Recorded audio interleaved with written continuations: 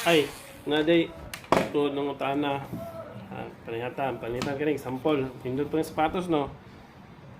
Dayon, natingala. Bus, bago ba ikong sapatos ba niya? Anong natangtang man? Kasi problema. Bago pag itong hatag.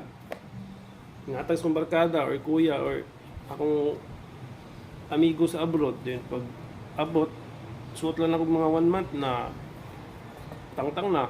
Wala ani. Ang reason na ayun yung kasuk yung gatag.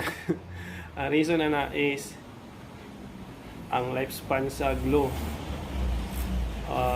Siguro gipalit sa katong barkada or kuya nimo ang sapatos nga imong ganahan. Basin gi-sale. Wala na bantayan ang batch kano sa ang nga tuig siya gi himo kay ang lifespan sa Glow 1 to 2 years. Depende pa na sa paggamit, sa kondisyon sa climate, temperature, muna mo separate. Muna kabantay mo dagang ay mag-sale sapatos, no.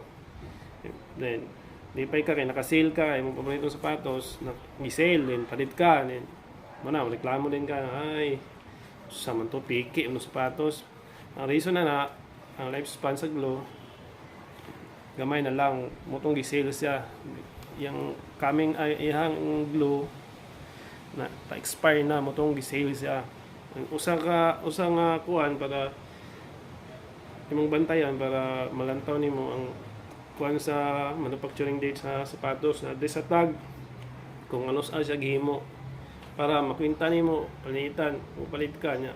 Ang nakabutang sa tag 2019 pa, pre-ani 2019. Yan gipalit nimo 2000 karon nga ito di syempre gamay na lang gagunit ana or gamay na lang ang lifespan sa Glow. Dili na kay tungod fake ang imong gipalit.